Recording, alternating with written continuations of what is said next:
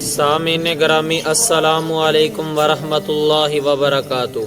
ہمارا آج کا عنوان ہے کہ قبر کس طرح کی ہونی چاہیے اور میت کو قبر کے اندر دفن کرنے کا مسنون طریقہ کیا ہے اور سنت اعمال کیا ہیں، اور چند اہم مسائل کی طرف اشارہ ہے۔ پہلے نمبر پر تو قبر کے متعلق ہے کہ قبر کس طرح کی کھودی جائے۔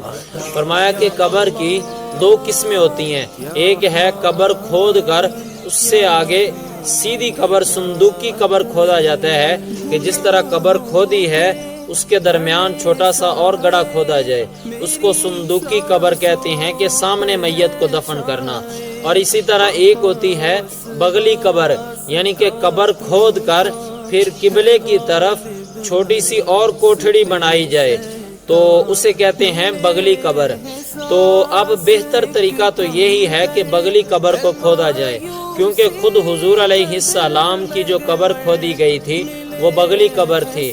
تو صندوقی قبر وہاں پر کھودی جاتی ہے جہاں پر زمین نرم ہو اور زمین کے نیچے گر جانے کا یا مٹی کے نیچے گر جانے کا اندیشہ ہو، وہاں پر صندوقی قبر سامنے قبر کھودی جائے۔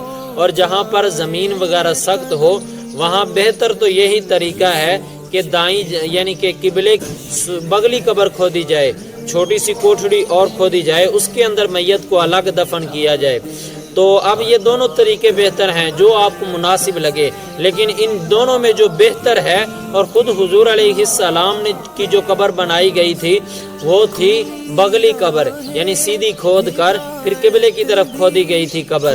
پھر قبر کی جو اونچائی ہے وہ زیادہ سے زیادہ ایک بالشت ہونی چاہیے، اس سے زیادہ نہ ہو۔ اگر آپ کو بغلی اور صندوقی کی اب بھی سمجھ نہ آئے تو یہ سامنے سکرین پر آپ کے سامنے تصویریں آ رہی ہیں۔ جو سیدھا میت لیٹی ہوئی ہے اسے کہتے ہیں صندوقی قبر، اور جو ایک طرف کھودی ہوئی ہے وہ اسے کہتے ہیں بغلی قبر۔ تو یہاں سے آپ سمجھ سکتے ہیں کو قبر کے اندر دفن کرنے کا جو مسنون طریقہ ہے وہ یہ ہے کہ سب سے پہلے دعا پڑھی جائے دفنانے کے وقت، بسم اللہ و باللہ وعلی ملت رسول اللہ۔ یہ دعا پڑھنے کے بعد اب جو قبر کے اندر اتارنے والے ساتھی ہیں وہ قبلے کی طرف منہ کر کے کھڑے ہوں گے، اور اسی طرح میت کو اٹھا کر احتیاط کے ساتھ قبر کے اندر رکھیں گے، اور میت کو اس طرح لٹانا چاہیے کہ میت کا سارا سینہ بھی قبلے کی طرف ہو، اور اسی طرح میت کا جو چہرہ ہے وہ بھی قبلہ کی طرف ہو۔ یہ نہ ہو کہ دھڑ سیدھا پڑا ہو اور صرف چہرہ آپ قبلے کی طرف کر دیں، یہ نہیں، بلکہ سارا کا چہرہ ہو اور دھڑ بھی قبلے کی طرف یعنی سینہ وغیرہ قبلے کی طرف ہونا چاہیے۔ اسی طرح میت کو دفن کرنے کے بعد قبر پر پانی چھڑک دینا یہ سنت عمل ہے۔ اسی طرح چند اہم مسائل ہیں۔ پہلا مسئلہ یہ ہے کہ بعض لوگ جب میت کو دفن کرنے کے وقت میت کو قبر میں اتارنے سے پہلے قبر کے اندر جا کر سورہ یاسین پڑھواتے ہیں اور سورہ ملک پڑھواتے ہیں۔ وہ کہتے ہیں کہ اس سے آسانی ہو جاتی ہے، حالانکہ اس طرح کا پڑھنا ثابت نہیں ہے کہ قبر کے اندر جا کر آپ سورہ ملک پڑھوائیں اور اسی طرح سورہ یاسین پڑھوائیں، یہ اس کا کہیں سے بھی ثبوت نہیں ہے، بلکہ ثبوت فقط اتنا ہے کہ دفنانے کے بعد سورہ بقرہ کا پہلا اور آخری رکوع پڑھا جائے، اس کے علاوہ کچھ عمل ثابت نہیں ہے۔ اسی طرح جب میت کو دفناتے ہیں تو دفنانے سے پہلے اندر قبر کے اندر چٹائی وغیرہ بچھاتے ہیں یا صف وغیرہ بچھاتے ہیں، تو اس کا بھی کبھی کہیں سے ثبوت نہیں ہے، بلکہ بہتر طریقہ یہی ہے کہ زمین پر لیٹانا چاہیے۔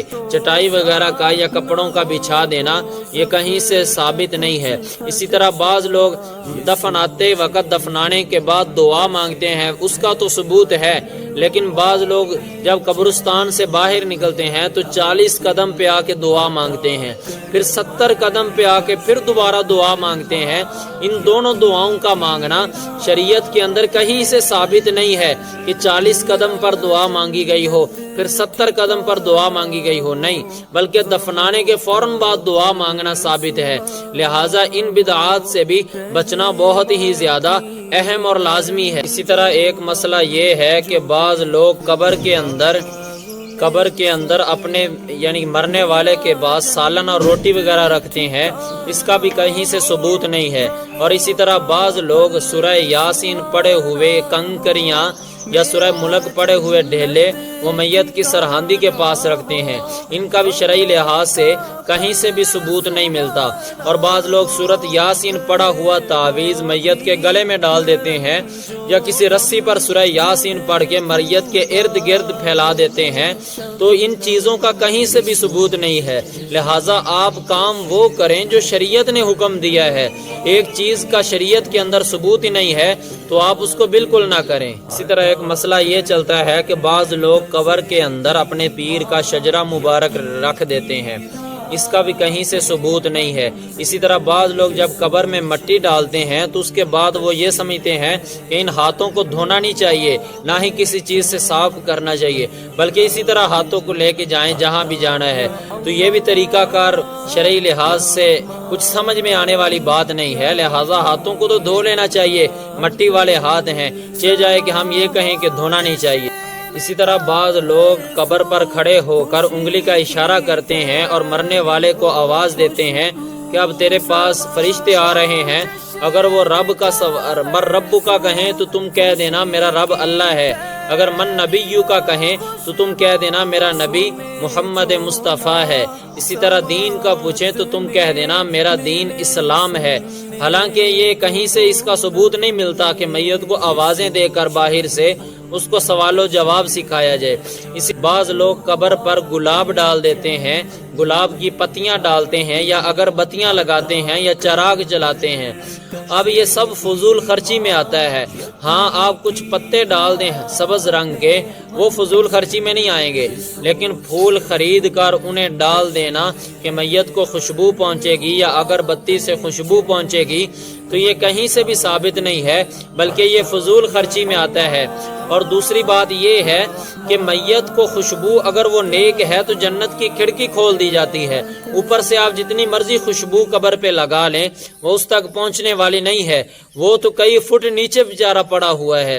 لہٰذا ان چیزوں سے بھی احتیاط کرنا چاہیے۔ اسی طرح ایک مسئلہ یہ ہے کہ قبر کے اندر بعض لوگ پھولوں کی سیج سجاتے ہیں، اسی طرح قبر کے اندر 3 گدا بچھاتے ہیں اور 3 تکیے لگاتے ہیں، ایک سر کے نیچے، ایک دائیں جانب اور ایک بائیں جانب۔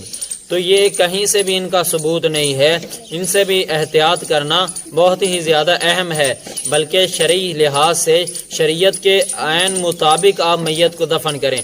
ہاں اگر آپ کو یہ اندیشہ ہے کہ میت اب قبلے کی طرف اس کا سارا رخ ہے پورے جسم کا، کہیں وہ رخ پھر نہ جائے، پھر آپ چلو اسے پھرنے سے بچانے کے لیے آپ مٹی کے ڈھیلے اس کے پیچھے رکھ دیں تاکہ وہ اس طرف نہ رخ کر جائے، تو اس طرح کا طریقہ کوئی نہ کوئی اختیار کر لیں۔ اور اسی طرح بعض لوگ قبر پر اذان دیتے ہیں، اس کا بھی ثبوت کہیں سے بھی نہیں ملتا کہ قبروں پر اذانیں دی جائیں۔ تو یہ چند ایک خرافات تھیں جو آپ کے سامنے رکھی ہیں، ان سے احتیاط کرنا بہت ہی زیادہ اہم اور لازمی ہے۔ دعا ہے اللہ پاک ہمیں عمل کی توفیق عطا فرمائے، آمین ثم آمین۔